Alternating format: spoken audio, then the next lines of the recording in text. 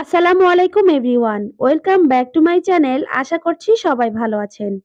নতুন আরো একটি রেসিপি দেখার জন্য আপনাদের সবাইকে আমন্ত্রণ জানাচ্ছি। আজ তৈরি করে দেখাবো ছোট বড় সকলেরই ভীষণ পছন্দের সুপার ক্রিস্পি ফ্রেঞ্চ ফ্রাই। একদমই ভিন্ন স্বাদে আর ইউনিক রেসিপিতে তৈরি করব আজকের সুপার ক্রিস্পি ফ্রেঞ্চ ফ্রাই। এই ফ্রেঞ্চ ফ্রাইটা একদমই সাধারণ ফ্রেঞ্চ ফ্রাইয়ের থেকে ভিন্ন। এটা খেতে যেমন মচমুচে আর এটা তৈরি করার পর ৫ থেকে ৬ ঘন্টা পর্যন্ত একদমই মচমুচে ভাব নষ্ট হবে না। আশা করছি আমার আজকের রেসিপি আপনাদের কাছে ভালো লাগবে। ভালো লাগলে একটি লাইক দিয়ে সম্পূর্ণ ভিডিওটি দেখে নেওয়ার অনুরোধ রইল।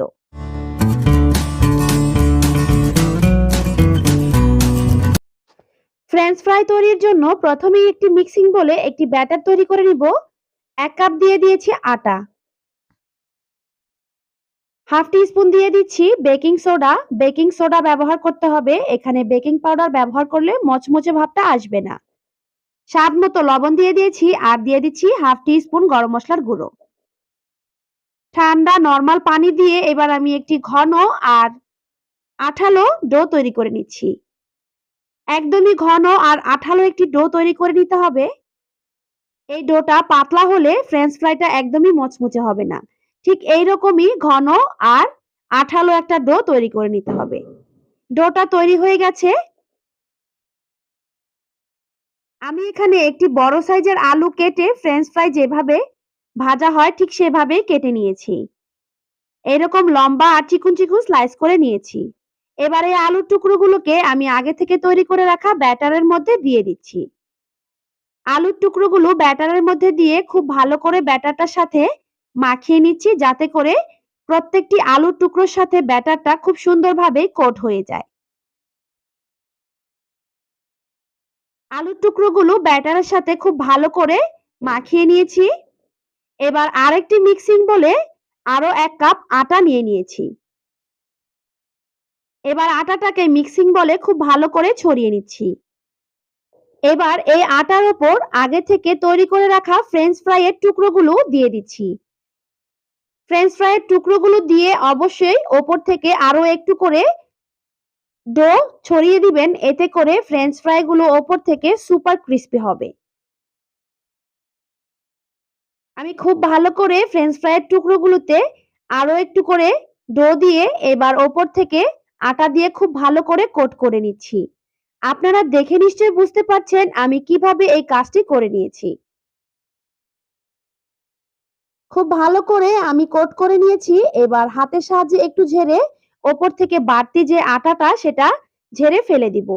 এবার আমি এভাবে সবগুলো তৈরি করে ভেজে নেব। ভাজার জন্য চুলায় আগে থেকে আমি তেল গরম করে নিয়েছি।